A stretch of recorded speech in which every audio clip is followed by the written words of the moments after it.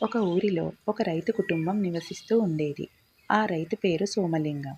ఆ రైతుకు 2 ఎకరాల పొలం ఉండేది. ఆ రైతు ఎంత కష్టపడినా పంట నష్టం వస్తూ ఉండేది. ఆ పంట అమ్మిన కొద్దిపాటి డబ్బుతోనే వాళ్ళు జీవనం సాగించేవారు.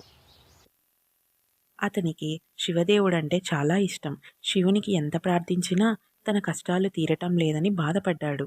తను ఎలాగైనా ఆ కష్టాల నుంచి బయటపడాలని ఒక దృఢ నిశ్చయంతో ఆ ఊరిలో ఉన్న శివమందిరానికి వెళ్ళాడు.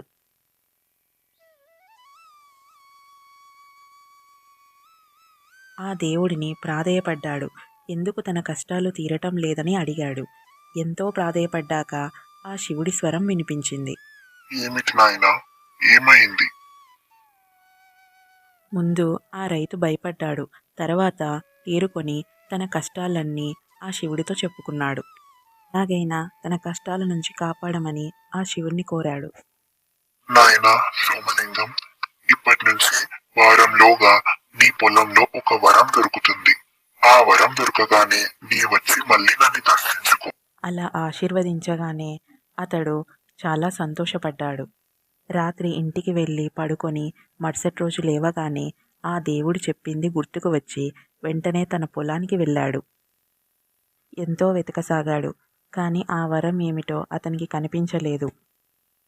అలా 2 రోజులు గడిచిపోయాయి. అలా 3వ రోజు సాయంత్రం వరకు వెతికాడు. ఏమీ కనిపించలేదు. అలసిపోయి అక్కడే పడుకున్నాడు. అర్ధరాత్రి తనకి మెలకువ వచ్చింది. నిద్ర లేచాడు. లేవగానే తను ఆకాశం వైపు చూశాడు. చంద్రబింబం కనపడింది. అలా తను మళ్ళీ తన పొలం వైపు చూడగానే ఏదో మెరుస్తూ కనిపించింది. దగ్గరికి వెళ్ళి చూశాడు.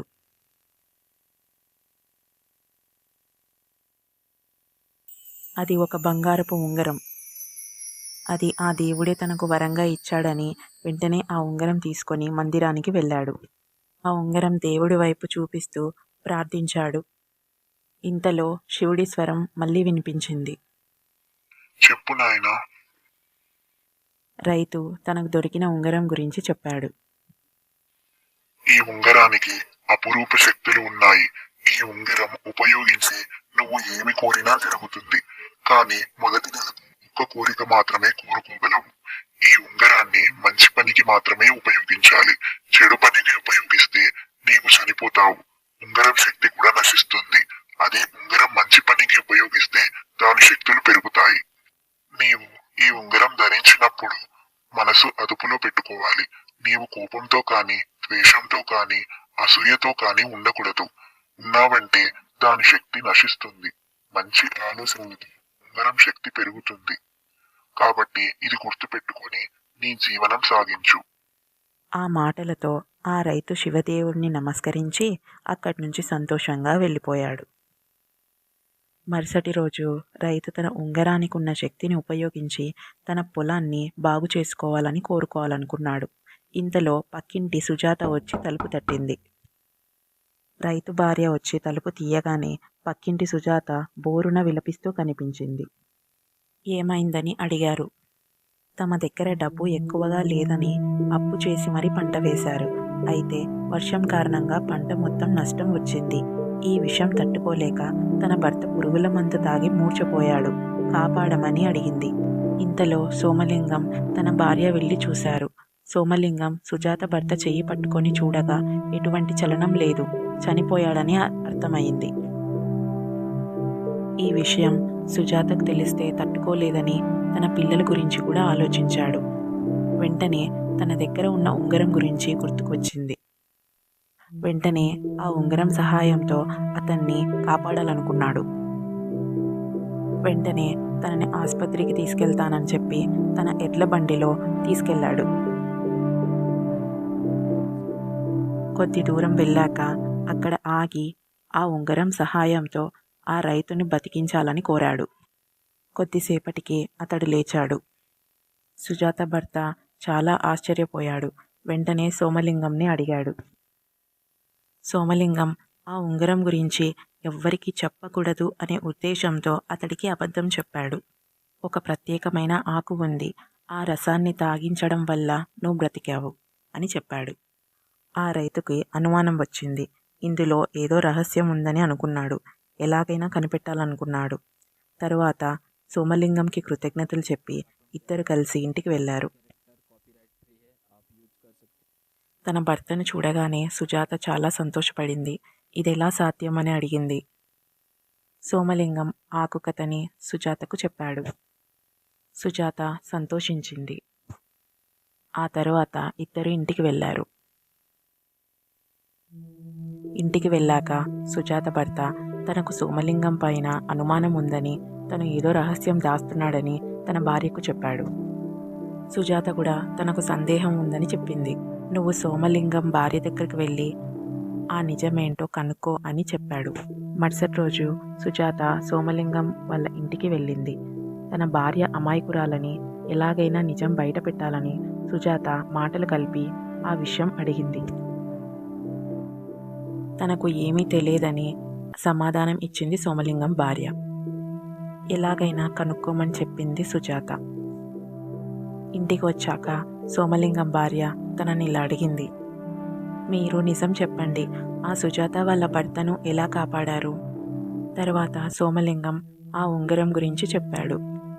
తర్వాత సోమలింగం భార్య ఆ విషయం తీసుకుపోయి సుజాతకు చెప్పింది. సుజాత చాలా ఆశ్చర్యపోయి తరువాత ఆ విషయం తన భర్తకు పోయి చెప్పింది. ఆ ఉంగరం ఎలాగన్నా దక్కించుకోవాలని ఒక పథకం వేశారు. సోమలింగం కుటుంబం ఇంట్లో లేని సమయం చూసి ఆ సుజాత భర్త ఇంట్లో చొరబడ్డాడు. ఇంట్లో మొత్తం వెతికాడు. చివరికి ఒక పెట్టెలో ఆ ఉంగరం దొరికింది. వెంటనే ఆ ఉంగరం తీసుకెళ్లి తన భార్యకు చూపించాడు. తరువాత ఆ ఉంగరం ధరించి ఈ లోకంలోనే అత్యంత ధనవంతులుగా కావాలని కోరుకున్నాడు. వెంటనే వాళ్ళింటిపై పిడుగుపడి ఇంట్లో అందరూ చనిపోయారు. అదంతా కొద్ది దూరంలో ఉన్న సోమలింగం చూసి వెంటనే అక్కడికొచ్చాడు. సోమలింగం అక్కడికొచ్చేసరికి అందరూ చనిపోయారు. వెంటనే రైతు చేతికున్న ఉంగరాన్ని చూశాడు. జరిగిందంతా అర్థమయ్యింది. వెంటనే ఆ ఉంగరం తీసుకొని వాళ్ళను బ్రతికించాలని కోరాడు. కానీ అది జరగలేదు. ఏమి చేయాలో తెలియక వెంటనే శివదేవుణ్ణి దర్శించుకోవాలనుకున్నాడు. అక్కడికి వెళ్ళిన తర్వాత శివదేవుణ్ణి పిలుస్తాడు. వెంటనే శివదేవుడు ప్రత్యక్షమయ్యి, ఏమిటి నాయనా? సోమలింగం శివునికి జరిగిందంతా చెబుతాడు. తన ఉంగరం ఆ రైతు కుటుంబాన్ని కాపాడలేకపోయిందని అడుగుతాడు. అప్పుడు శివుడు, నాయనా సోమలింగం, ఈ ఉంగరం అత్యంత శక్తివంతమైనది. ఆ ఉంగరాన్ని చెడు ఆలోచనలు కలిగిన వ్యక్తులు వాడితే అది పని చేయకుండా పోతుంది. పైగా ఆ వ్యక్తులకు హాని జరుగుతుంది. అందుకే ఈ ఉంగరం ఎవరికి పడితే వాళ్ళకి ఇవ్వకూడదు. సరే మహాదేవా అని చెప్పి సోమలింగం నమస్కరించి అక్కడి నుంచి వెళ్ళిపోతాడు. ఇలా ఉండగా ఆ ఊరిలో ఎవ్వరికీ తెలియని కొన్ని సంఘటనలు జరిగాయి. ఆ ఊరి చివర్లో ఒక గృహలో ఒక మాంత్రికుడు ఉండేవాడు. అతడు కాళికామాతను పూజించి ఎన్నో వరాలను పొందాడు, ఎన్నో శక్తులను పొందాడు. తనకు ఎప్పుడూ ఒక ఆలోచన ఉండేది. ఎలాగైనా ఆ ఊరిని తన వశం చేసుకోవాలని ఒక పథకం వేశాడు.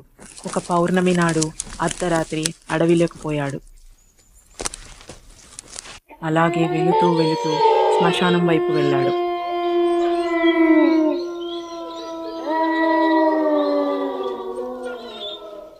శ్మశానంలోకి వెళ్ళాక ఒక దయ్యం ఆ చెట్టు పైన తిరుగుతూ ఉంది.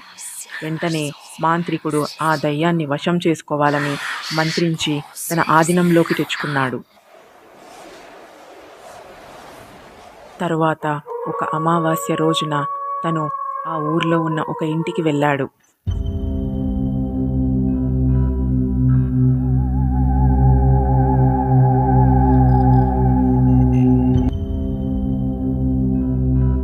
ఆ ఇంటి తలుపు మీద, ఓ ప్రేతాత్మ నన్నొచ్చి తీసుకపో అని రాశాడు. తరువాత మాంత్రికుడు అక్కడి నుంచి వెళ్ళిపోయాడు. ఆ ఇంట్లో ఉన్న వ్యక్తి బాగా నిద్రలో ఉన్నాడు. ఇప్పుడు తనకి శబ్దం వినిపించింది.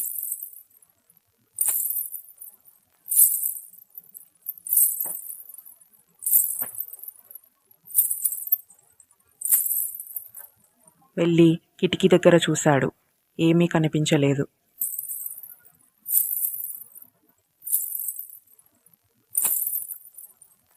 వెంటనే బయటికి వెళ్ళి చూశాడు. ఏమీ కనిపించలేదు. అక్కడ ఏమీ లేదని తెలుసుకొని మళ్ళా తిరిగి లోపలికి వెళ్ళాడు. దయ్యం ఎదురుగా వచ్చింది. వెంటనే ఆ వ్యక్తిని దయ్యం చంపేసి అక్కడి నుంచి వెళ్ళిపోయింది. పొద్దున్నే జనాలందరికీ ఆ వ్యక్తి చనిపోయాడని తెలిసింది. కానీ ఆ వ్యక్తి ఎలా చనిపోయాడని ఎవ్వరికీ అర్థం కాలేదు. మళ్ళీ తిరిగి అమావాస్య వచ్చింది. మళ్ళీ మాంత్రికుడు వచ్చాడు. ఆ ఊరంతా తిరిగి ఒక తలుపు మీద మళ్ళీ అలాగే రాశాడు.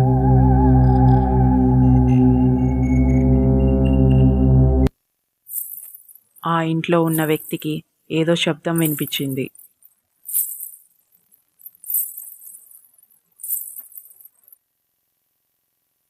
వెంటనే బయటికొచ్చి చూశాడు. ఏమీ కనిపించలేదు. మళ్ళీ తిరిగి లోపలికి వెళ్ళిపోయాడు. అప్పుడు దయ్యం వచ్చి ఆ వ్యక్తిని కూడా చంపేసి వెళ్ళిపోయింది.